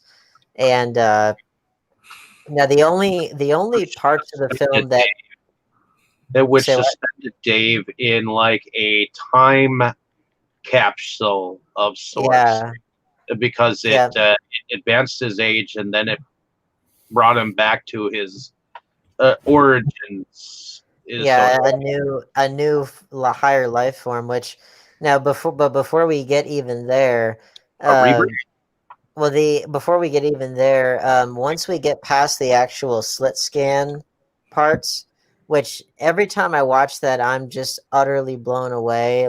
There are no words to describe the beauty and the terror, because it's beautiful and terrifying at the same time. It's trying to convey something that for us humans would be incomprehensible. We would not be able to comprehend it if we were to experience it. It's a little bit like if you were to go to the event horizon of a black hole, and then you begin that kind of perpetual descent, whatever they call it, the spaghettiing effect, where you get perpetually stretched, and that kind of stuff. It's we can barely comprehend that. So it's this film's trying to show us that which we can only barely comprehend. The only thing about that I kind of have to deduct a few points from, and it's more, but sort of, but not really. It just depends on how you look at it. Is so once we get past that slit scan sequence in the Z-axis there, that's where we get to some of those off-color landscape shots. And at first, I was like, "That's like whenever I first see it, I'm always like, that seems kind of lazy."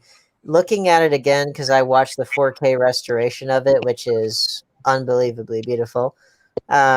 Looking at it again, I think I'm kind of interpreting that as almost like the landscape of an alien world. Um, I think that's what it's meant to represent. And part of the evidence for that is, well, obviously, it's land mass, we can see that. But also the fact that it's discolored, I think, is actually back to or relative to what we know as colors of land on Earth. I think, if anything, that actually has somewhat of a basis in fact, because if you look at a lot of those like deep space nebula pictures, now they do say that they have to like apply artificial color for them, but just because we're not able to pick it up by our telescopes and things. But I think point being that the further out in space you go, and the more astrological or astronomical phenomena that you encounter, then the more beyond comprehension it becomes. And I think you do see that with even the few photos of nebulas and stuff that we can get.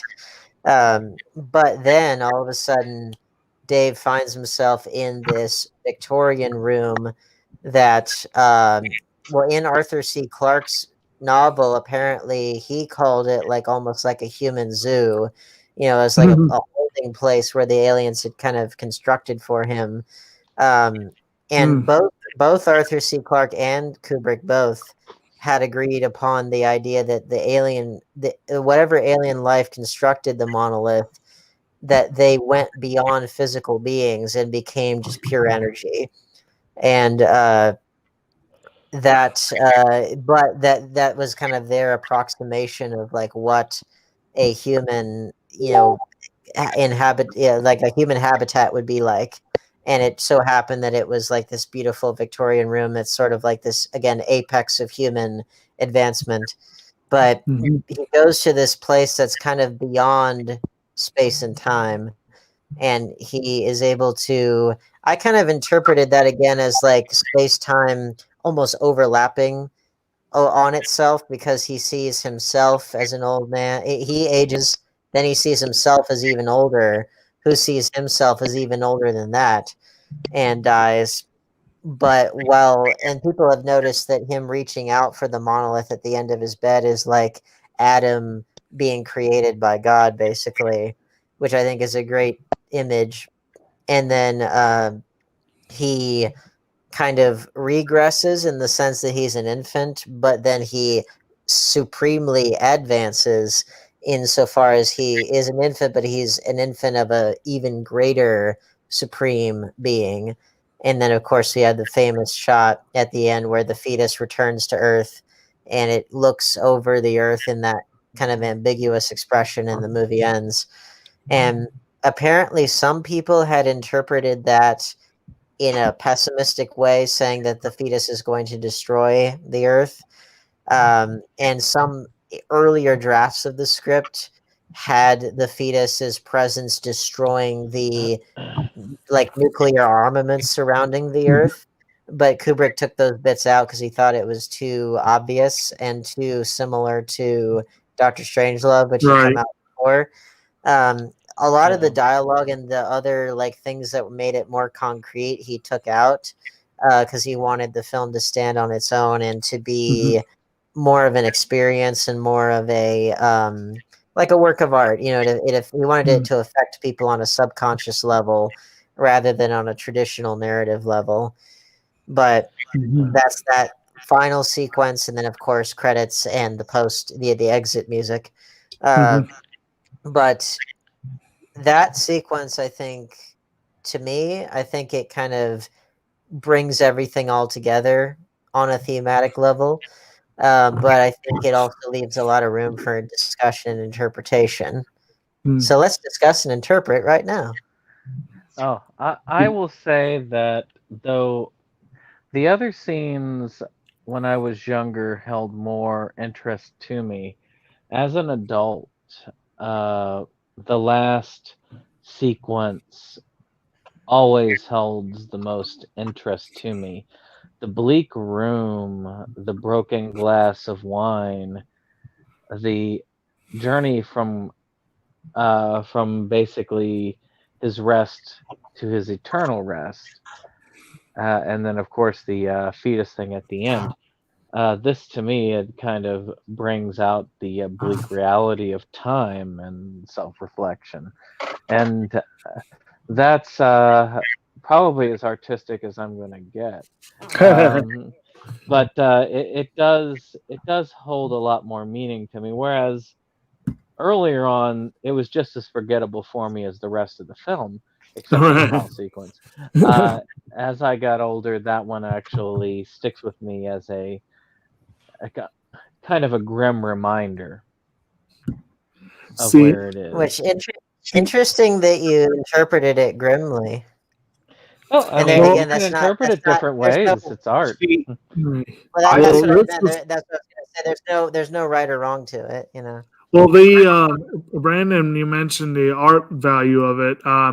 When Brandon and I were doing the art game, the movie game, where we were showing each other stuff, I came up with a rating system, which I've kind of abandoned because I don't like being so clinical and whatever about rating stuff.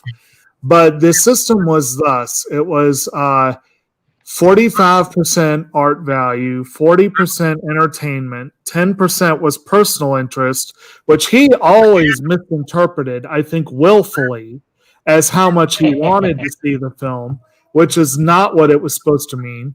And then 5% was the overall importance of the film, which you have to say all Kubrick films probably got the 5. Just that's like writing your name on a test sort of thing. But but he had the insistence that the only person who could ever possibly score a 10 in art was Federico Fellini. And I have repeatedly told him Kubrick could score a 10 in art because his definition of art is pretension. Yes. And I have to say, the final segment of this film for me is Exhibit A, and why you should give Kubrick a 10 for pretension. But to me, the final segment, it does. What's any that? film could rival, yes. But I was going to say, if any film as a whole even could rival Fellini for art value, this would be the one. But I still say Fellini is a greater artist than Kubrick. I have to say, this one, it does kind of bring it all together for me, but not necessarily in a good way. Because it brings together a bunch of things I appreciate, but am not really entertained by. Painting, space, big themes. What was the other one I was going to mention? Silence, silent or silence or just music. Like, if you got, no real lyrics or performance or anything, just music as background to the visuals. To me, the last segment of the film, I've never liked it. I've never been impressed. I've been impressed by the art of it, but I've never been entertained by it. And I don't know if that will change with time or not. I appreciate it, but for me, by the time you get to that Victorian room, I'm already checked out of the film. And I that's just me. I love much of this movie, but I'm checked out by the time this segment is done. And by the time we get to the end credits, where, as Dave has pointed out, several minutes of black, and we get to that at the end, that's actually a pet peeve of mine with home viewing. Like, I get if you're in a theater and you want the intro and outro because it gives you something to do while you're waiting. But when you're watching a home one, it's like, so what do I do for those few minutes? Do I cut it? I don't want to cut it off. It's part of the movie. I was thinking, when is the movie going to start?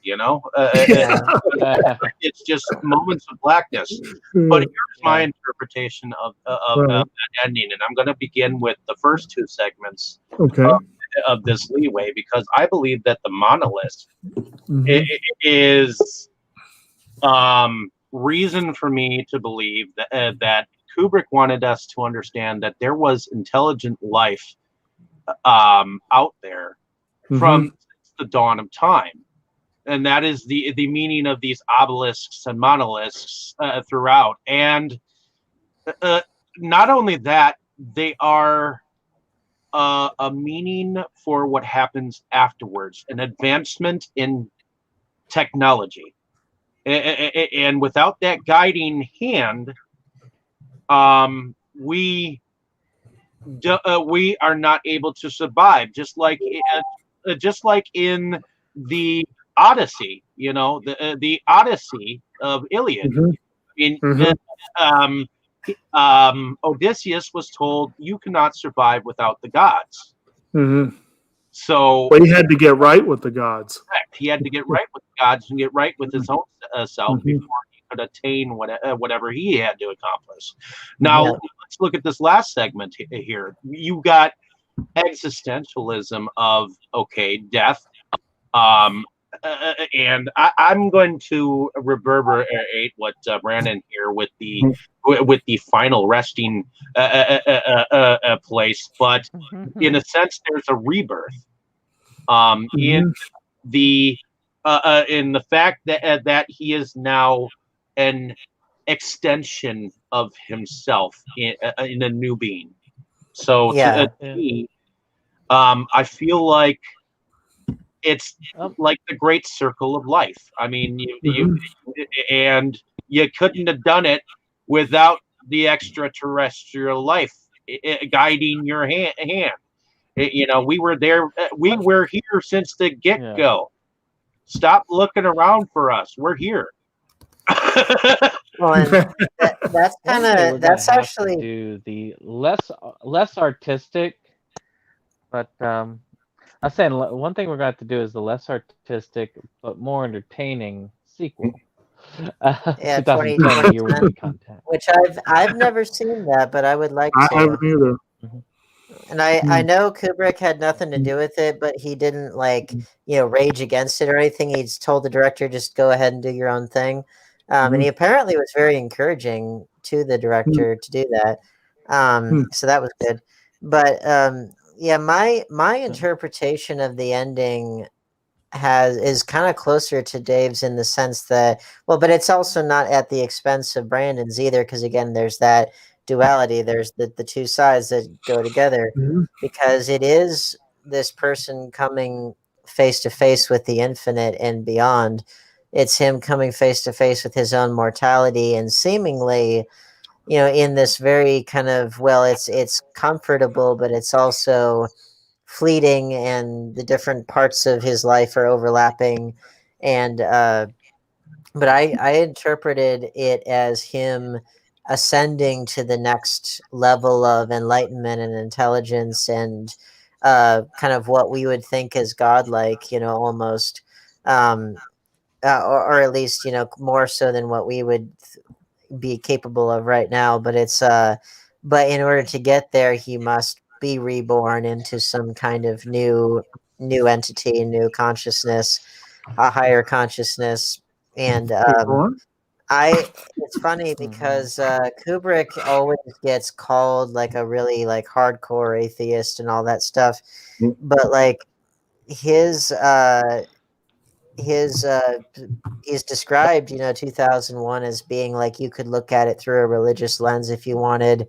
And for me personally, I think if you wanted to ascribe any kind of spiritual ideas to Stanley Kubrick, this would be the closest that you could get, because it's about the divine, but not really in a classically religious sense, more in a scientific sense. And the idea that, and this is something that I think Christopher Nolan echoed remarkably well in Interstellar, which Mhm. was the idea that the beings that guide them on this journey across space, that they are humans fully advanced, fully perfected, and Mhm. that if we keep at it, then we can get there someday. And not to say that we become gods per se, but Mhm. more so that we become the best versions of ourselves, Mhm. whatever versions of the intelligence that we have, whatever those things are, that we transcend the bodies that we have and we get to a higher place, a higher sense of order, a higher consciousness. And I think that that's what the space baby is, that, it's this symbol of whatever that higher intelligence is that we can become somewhat like, tap into to become the Mhm. best versions of ourselves. Then that's what we ultimately seek. And so in that respect, I think you could very much say that it has a kind of religious / spiritual aspect to Mhm. it, but just not of the Earth variety, more so of the interstellar scientific Mhm. variety. And like for me personally, as I've grown up, that's kind of how I view God or spirituality as something kind of unknowable in our present physical forms, in our current stage of our own evolution as a species, but that there is a pathway towards becoming closer to whatever that is. And it's something that goes beyond the physical. It goes something beyond that which can be comprehended by three-dimensional beings like us. And so that's how I interpreted it. And I think you can definitely, but again, that's not at the expense of the more grim interpretation, because Mhm. he does age and he does effectively die and get born into this other body that could it return to destroy Mhm. the earth? Is it like Hal but on a greater Mhm. scale than even Hal? Maybe. Is the monolith, is it a force Mhm. for Well, good, I a force mean, for I'd like to evil? think it's. Right. Go ahead. I mean, if you look at this as an evolutionary device, the monolith, Mhm. and there are Mm-hmm. different takes on it. And one of the things I Mhm. tried to do in research of this is I decided to go into different people's interpretation of the art, because it's Mhm. art. Art is interpreted, and it's Right. interpreted differently by many. The best art is usually left alone by the artist for others to look at and think about. Right. Now, Yep. with this one, The a lot of people interpret that that the monoliths are a force for evolution. Some say that they're not actually, but they're more just a force of observation, like they are in the short story, The Sentinel. But Mm-hmm. Mhm. the end piece could say that it is the end tale of evolution, where we've transcended our physical form, and that is the ultimate end stage of man. Yeah.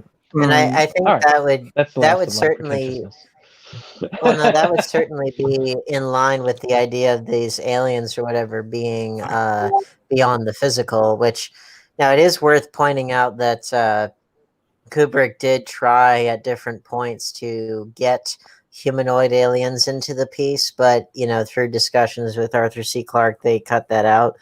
Um, and I think for the best, I like the idea of the ultimate advancement being beyond the physical. Because I think physical bodies are very limiting, but that's also why, like, one of my favorite Star Trek episodes is where you have these three non-physical entities that possess the bodies of three crew members, and they love the simplicity of three-dimensional finite existence. And I'm like, that's such a fascinating idea on the other side.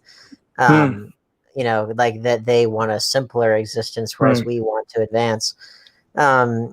But I think the beauty of the film being the way that it is that there is no real right or wrong answer. Right. There never is for art, but Well, and also this. for those big questions and whatever, and like and Dave referenced earlier one of my favorite sci-fi ones, which is Hitchhiker's Guide to the Galaxy, And there was a phrase that was repeated in that, and I believe was the name, I think, of one of the sequels, which was "Life, the Universe, and Everything," which is kind of like what you feel like this film is all about in a sense. And I'm sure this was a big influence on that one. Oh yeah. But I just wanted to throw out as a couple of things. One, I'm guessing we're coming up on the 2 hour mark, and we'll have a lot to say on the art, so we should probably do that soon.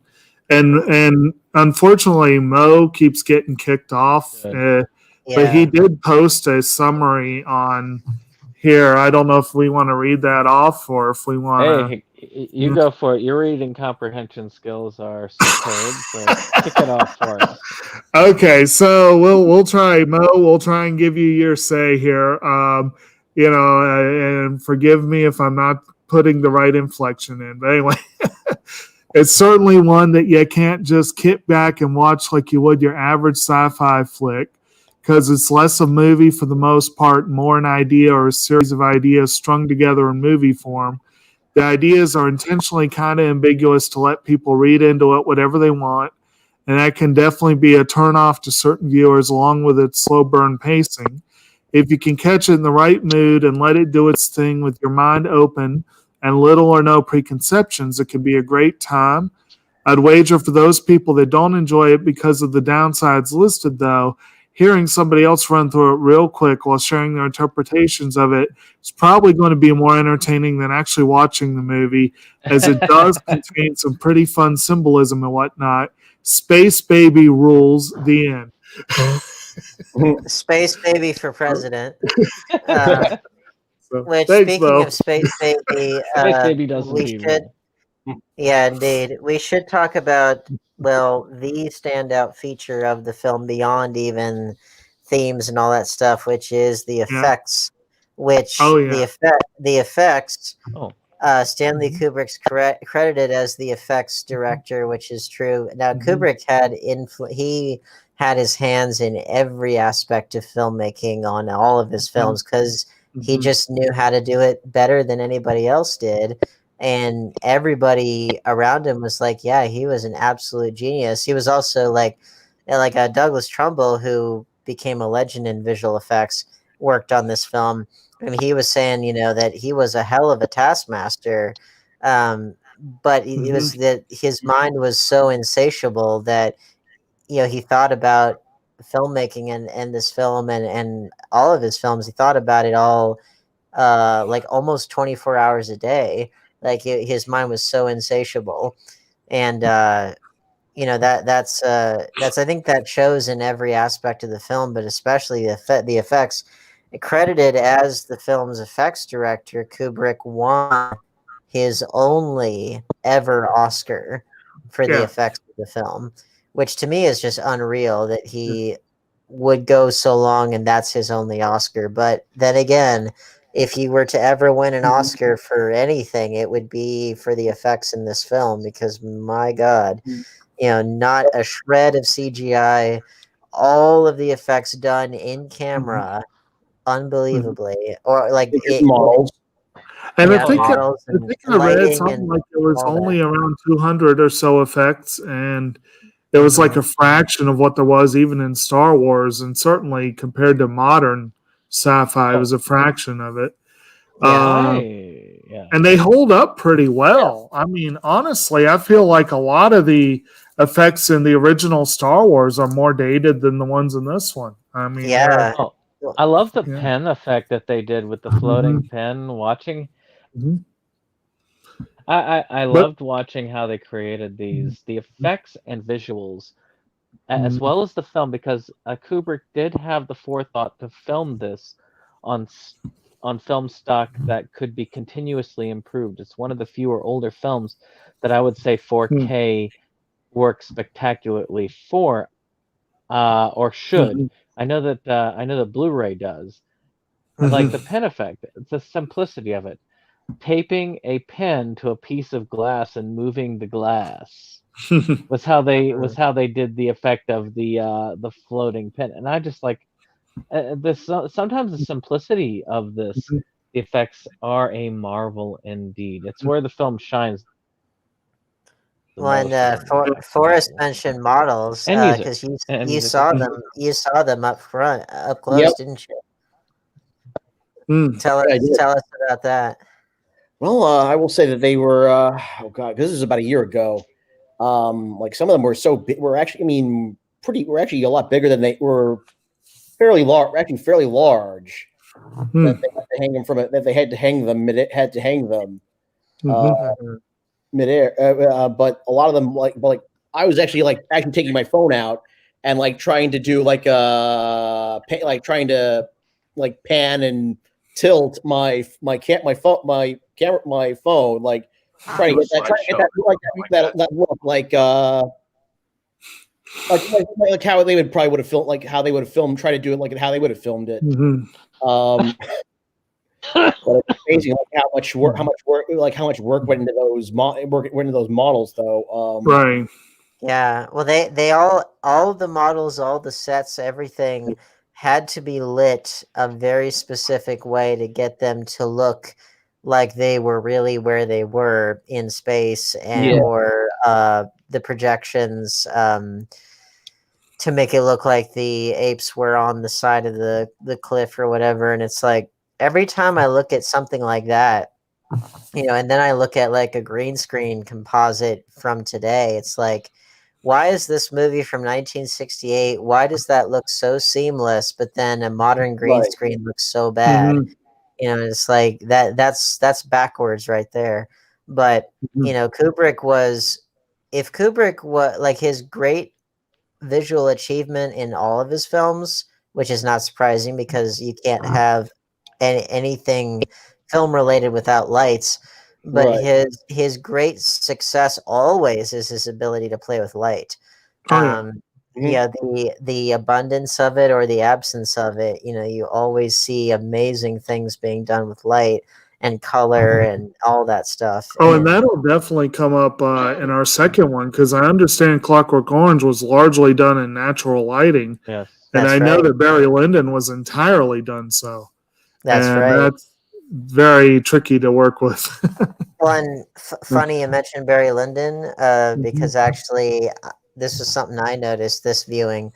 The actor who played Captain John Quinn in Barry Lyndon, he's the British guy that they talked to in the couch scene in the Hilton lobby in this film.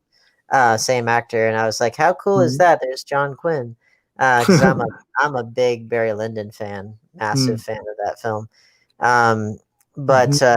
Visual effects in this, I think, they remain pretty unparalleled. They remain pretty stunning. I mean, even in the age of CGI. Well, and I also need to talk about, because of the theme for the month, this is a film that technically is outdated at this point. That's right. Do we feel like it's super outdated? Like, obviously we don't have commercial traffic to and from the moon at this point. I feel like we're getting there with SpaceX, though. I'll say I feel like we're way behind. Yeah. We're getting there, and we don't have quite the same geopolitical stressors that we did then. Although then again, those are brought nowhere near to the same. They're not brought to anywhere near the forefront like they could have been. Had they been brought to the forefront, I think that would have severely dated the movie. But the fact that they're not makes it a lot more universal. Now you actually, one thing that you do see is when Dr. David Bowman and Frank Poole, when they're watching the television broadcast, which that of course looks very late 60s, but like the devices that they're watching them on look a lot like tablets today. So I thought that was pretty cool. One thing that I find amusing, as far as like the dates touched on in this film and the touchstones, there apparently was some significant disconnect between Clark and Kubrick about how old Hal should be. Like, should he be like brand new, right out of the box, if you will, or a little bit older?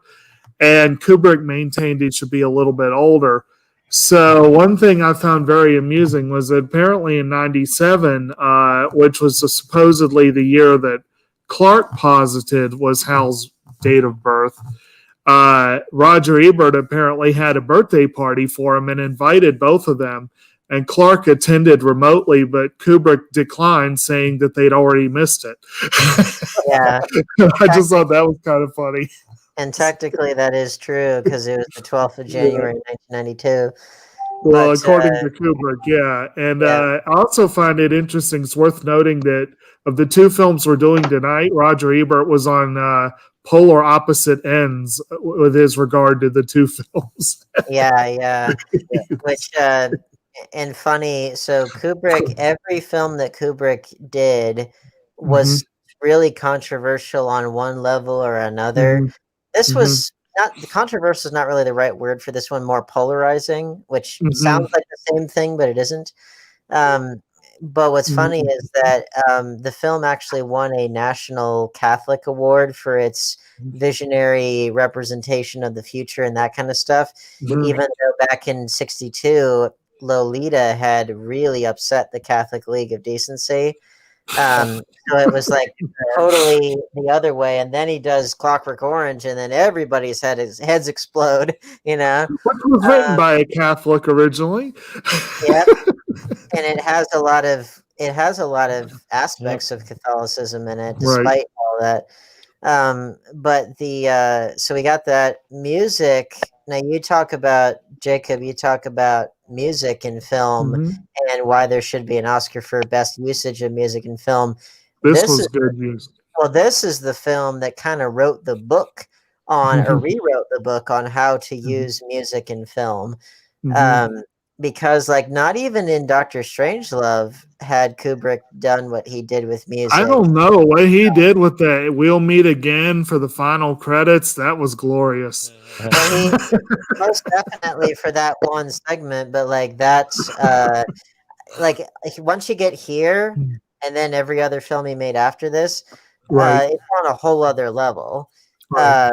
You know, and you saw the seeds of that with Dr. Strangelove, but here this thing rewrote the book on how to use music in films in a way that extends and redefines the meaning of the music. And like you cannot hear Also Sprach Zarathustra without seeing 2001 in your head. You just can't. It's forever intertwined. I do think that the music itself, I mean, just the use of the just the discordant choir as you get to the monolith, these things, it does help you project a feeling. And I want to say artistry wise, both visually and musically, this film functions on every level. And in a way, still holds up as a superior film to most today. Oh yeah, on those levels. For what it's trying to be, which really is like a sensory / intellectual / subconscious experience, I think it succeeds in doing that. I mean, what is a film if not a means to affect you on some kind of deep level, whether it's extremely positive or extremely negative? It's like, you know, as long as you were alive and affected somehow, it's like that to me is what art's about. And Kubrick understood that more than anybody, because like the kinds of films he made were very demonstrative with whatever they were saying, and they affected you on multiple levels, most of which were very sensory and very subconscious, you know, but you had a reaction to them regardless of whether it was extremely positive or extremely negative. They made you feel something really profound. And I mean, really, what is art if not that? But I mean, for my money, I think this is actually like my number 2 favorite movie of all time, only behind Charlie Chaplin's City Lights, and that's mostly because of that ending being so powerful. But like in terms of a directorial exercise, I don't think anything has come close to this film. I will say as just a final comment before before we end up going to favorite scenes for myself. Anyway, I look at this film as a painting. It is a great thing to look at. It is beautiful. It has great techniques. It is something you can learn from and teach from. But the level of enjoyment is limited to the viewer. Yeah. And I do feel like really and truly this film, though most people, I'd say 90% of the world could view it as art, I'd say only 10% of the world could enjoy it as anything but art. And that is Yeah. where the weakness of the film is, if there is a weakness in it. Because, again, it depends on, as you said, what they set out to make. But to me, that Which, is the potential weakness. I mean, that's why I still to this day have a hard time remembering the majority of the film, because I do feel like, from my personal love of a film, it has to fire on all cylinders for me. And it yeah. fires on most, but barely fires at all on one.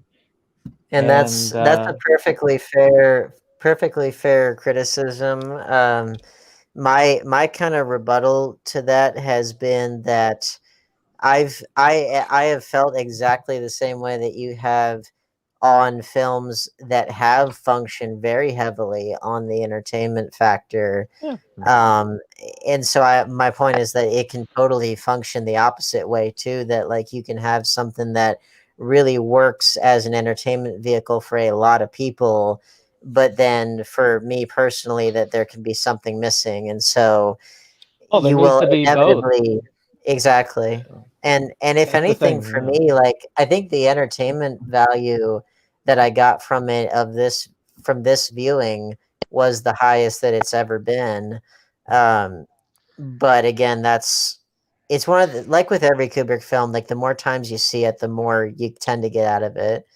Um, but yeah, it's going to affect people in a very specific way that won't necessarily mean it'll hit every category, but it will affect everybody that sees it in a very profound way, whether it's positive or negative, whatever. It will have an effect.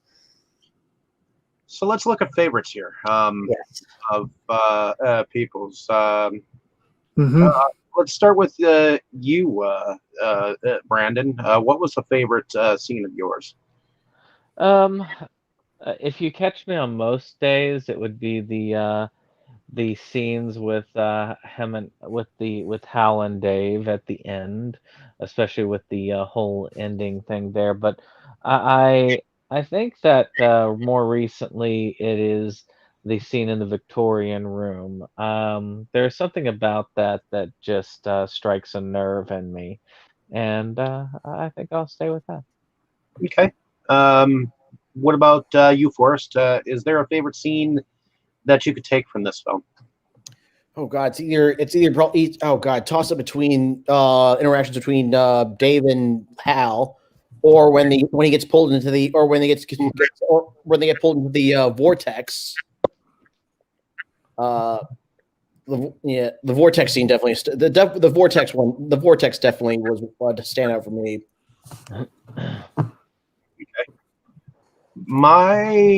I think my favorite moment would probably be when Hal kept saying, "Stop, Dave, Dave, stop," and then when he kept repeating the same thing, I was like, "Stop, Dave! I've run out of the things to say, Dave."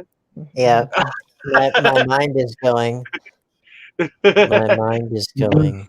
I can feel it. Yeah. Which I made this joke in the chat, which was I'd love to hear like what the HAL 9000 sex tape sounds like. It'd be like, oh yes, don't stop. Oh Dave, don't stop. I could totally picture that in my head.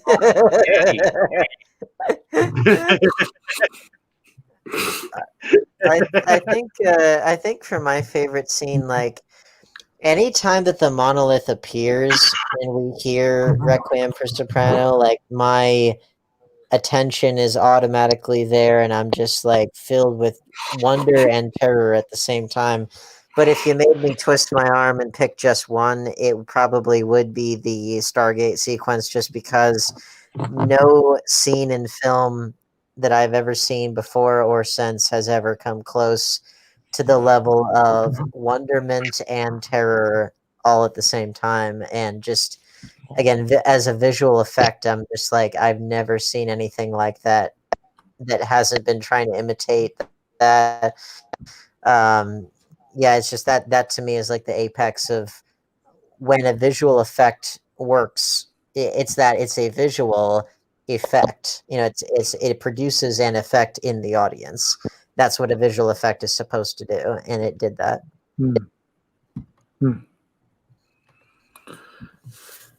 All right. Did you say your favorite scene, Jake?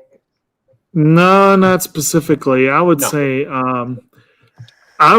probably any of a handful of different scenes involving Hal. Probably the one, primarily the one where he's talking to him on the like the brief interaction where he ends it by saying this conversation can serve no further purpose, or like the one where they're talking about him doing the psych evaluation, some of those things. And the Blue Danube Waltz scene is another classic. But you just put this idea in my brain that's crazy of apparently Douglas Rain was largely unknown, at least outside of Canada was unknown. But Kubrick had seen a documentary that he narrated, and that was how he got the role of Hal. And with your comments about the sex tape, I don't know how many of you have seen The Mating Habits of the Earthbound Human, which is a great film, and we'll have to do it one of these days probably. But that'd be great. I'm hard pressed to think of this being better than David Hyde Pierce's narration. But I can hear Douglas Rain narrating a movie like that, and it would be so great. It would be. But, Douglas Rain, the documentary that he saw was actually, it was a documentary short subject called Universe, and it was produced by the National Film Board of Canada, which the National Film Board of Canada, they have a lot of international renown for their documentary work. And that's one of Canada's big contributions to the film scene is their excellent documentaries. And that documentary series was one of the inspirations for 2001 itself. So there you go. Yeah.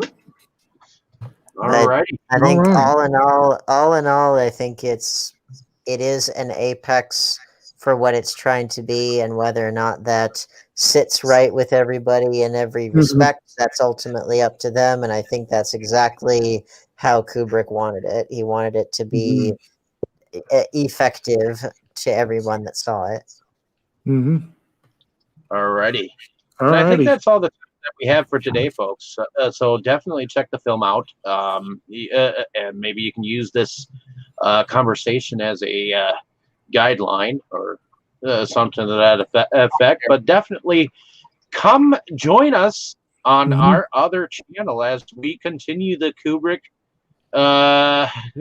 film discussions with the Clockwork Orange. So stay tuned, ladies and gentlemen, and have a good evening, morning, wherever you are. Say good night, everyone. Good night, everyone. Good night, everyone.